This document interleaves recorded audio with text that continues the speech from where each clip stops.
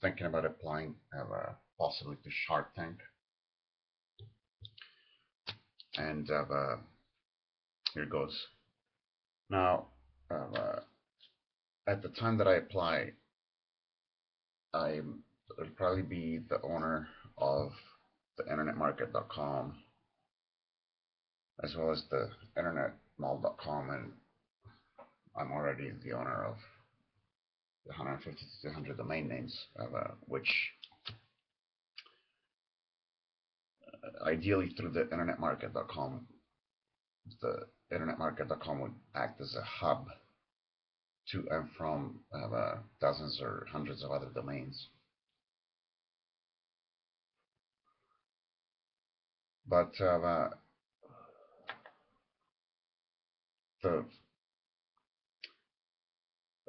that's a drop in the bucket. The thing to keep in mind if I'm going to apply, if I'm going to be speaking to Shark Tank, to the sharks, the thing to keep in mind is that there's a much larger picture here, and it could be dizzying because it gets so ramified. But the reason I mentioned the internetmarket.com and the 150 or 200 domain names that can be connected to it is that that's kind of the hook, which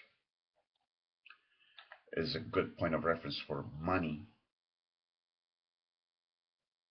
if you get lost in the labyrinth of the things that I offer. The thing that I'm most interested in is actually another hub,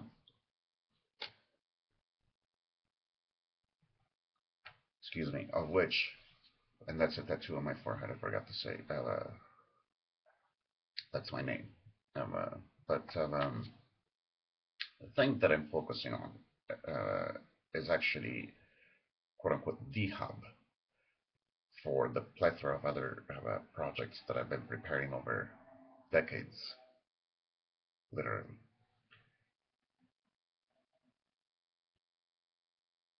Money-wise, the potential ranges. Well, I'll tell you what. Before I start throwing astronomical figures out there, and I get accused of megalomania or delusions of one kind or another.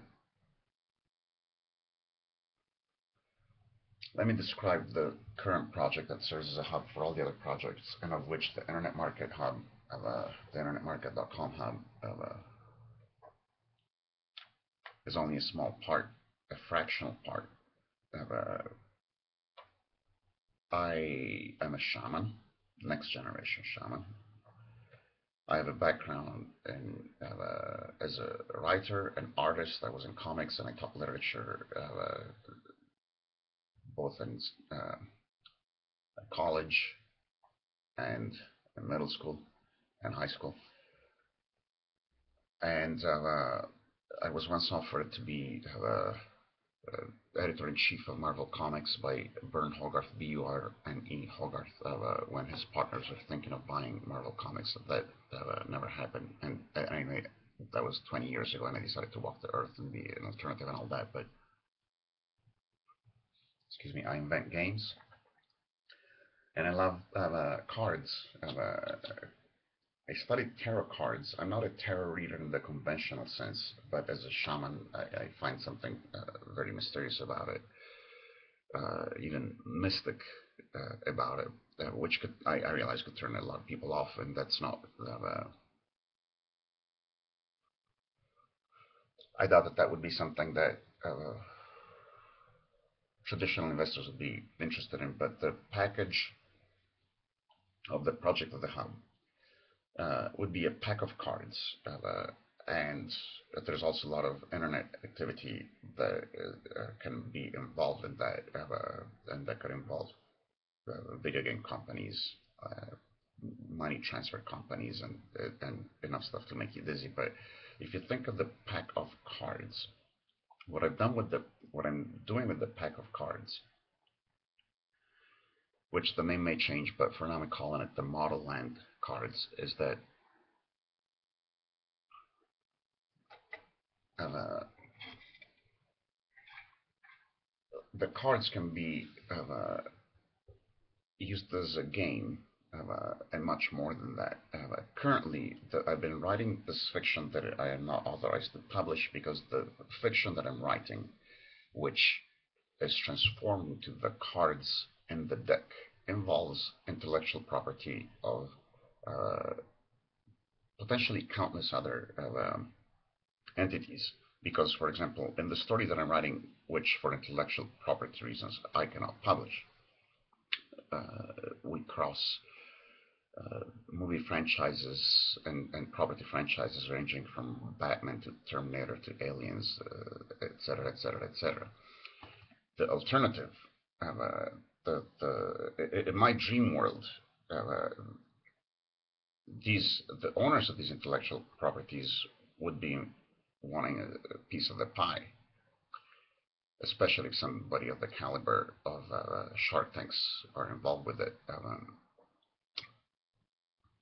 And the cards also uh, not only connect to the internet market, but they connect to potentially the biggest money making project that I have, which is something that I've developed for years, and it's based on what I call next gen game theory, which basically puts it's an optimization system, a social media system, and it can be used for optimizes interactions for a limitless number of people. If the aliens come, it'll optimize it. It's already pre-optimized for the aliens, but right now let's focus on humans on Earth.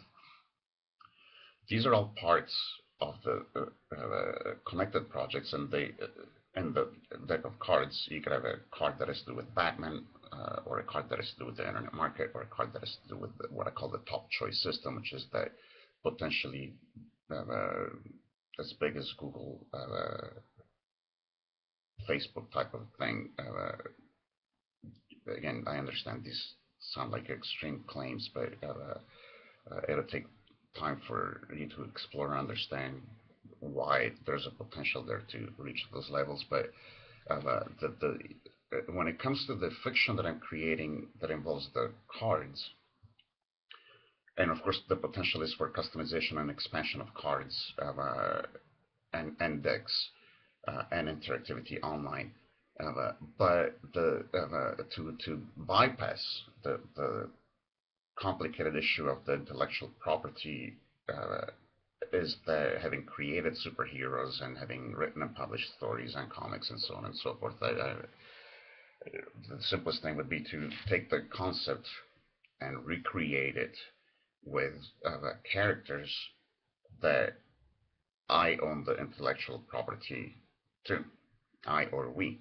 Uh, and so, in that sense, for example, uh, if we make a deal that could involve financing the right artists and or writers, because much as I'm an artist, I'd want to make sure that other artists are that I'm not interested in the art aspect other than in the design of the cards. But for example, if we have some characters that we want to use and we want to solely use characters to which we have our intellectual property, they're professional artists that I would like to commission for creating the images of the characters, and then I and or whoever is involved would design the cards based on those images.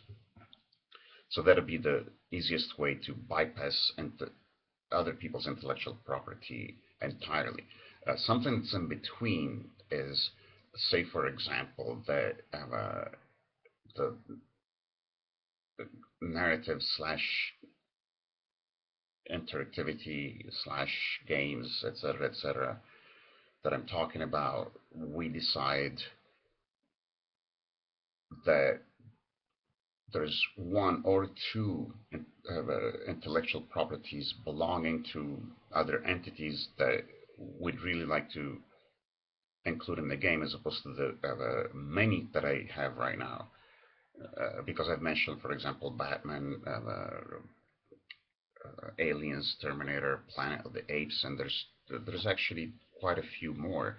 But let's say that there's only one of those that we're interested in, or let's say that one or two of those, only one or two of those are interested in being a part of this. That would be a lot easier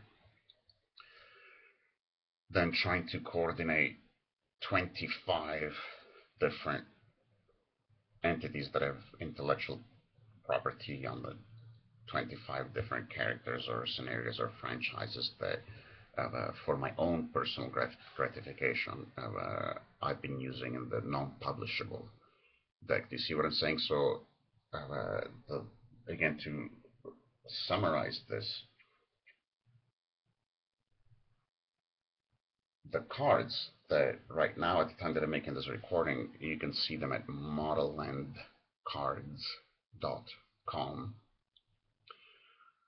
which is a very homemade, non-professional project, which clearly states the copyright disclaimers and makes a pledge that I am devout. Not only does it state that I'm not making any money, but it makes the pledge that I'm not going to derive any money unless I have an agreement with the respective intellectual property owners. But so to summarize it, the let's say that there's one or two characters and or franchises that are not our intellectual property, and either we decide that we really want these in, whether it's the Terminator franchise or the Batman franchise or the Submariner, or whether it's a minor character or big character, but that's somebody that we're really interested in, or somebody, like I said, vice versa, that's really interested in us, then you develop the same kind of deck, but only with the manageable one or two, or the manageable number of outside intellectual property. So all the way outside intellectual property holders, so all the way from doing completely away with intellectual property that belongs to others. That's one end of the spectrum.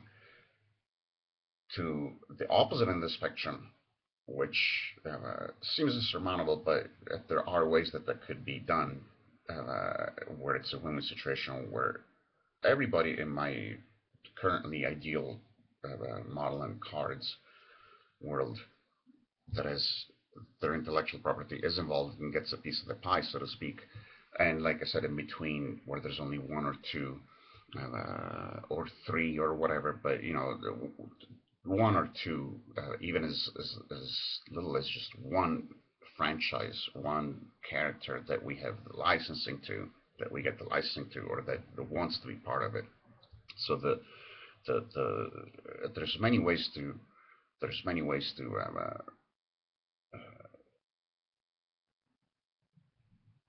be able to produce the product. Now, if you explore this, this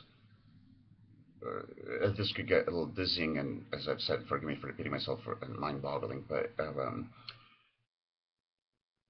I'm wondering if I should also mention. Right now, I have a very, again, non-professional, but very clear text-only page that's sort of that I put together last year, or quite a few, yeah, last year, that sort of acts as a summary page for the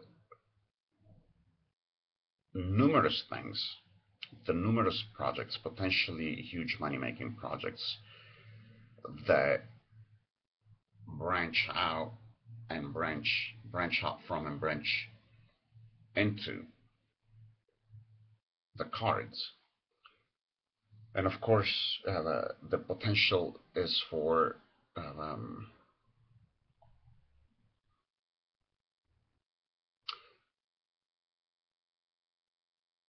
you know what? I think that's a good natural presentation. So we're going to leave it at that. And the page, what I'm going to do is if I decide to include the text page, I'm going to provide a link below, or in the other communication that I give. As far as the percentage and so on and so forth, I'm not all that I'm going to lay it on the line. I'm so out there that to me, it becomes, for a number of reasons, it becomes irrelevant what kind of percentage we deal with. I'm somebody that, like I said, 20 years ago decided to walk the earth and live a very simple, minimalistic life. And it's not something I'm saying on the spur of the moment and then I bite my fingers. There's 20 years of life, and more than that, arguably, behind this. So I can tell you, even though the potential is for me to become really, really rich, and I do that with a clean conscience, there's a whole other side to this, which also, being rich with a clean conscience is sort of somewhat subtly embedded into the project, but I don't want the sharks, any of the potential participants and our investors to be deterred in any way from thinking, oh, how much does he want? To me, the bottom line has to be a win-win situation. And I know what's going to make me happy, and it's not the finances. So if the investors are interested in the finances, it's whatever makes them happy. It's what I call a win-win situation. Thank you.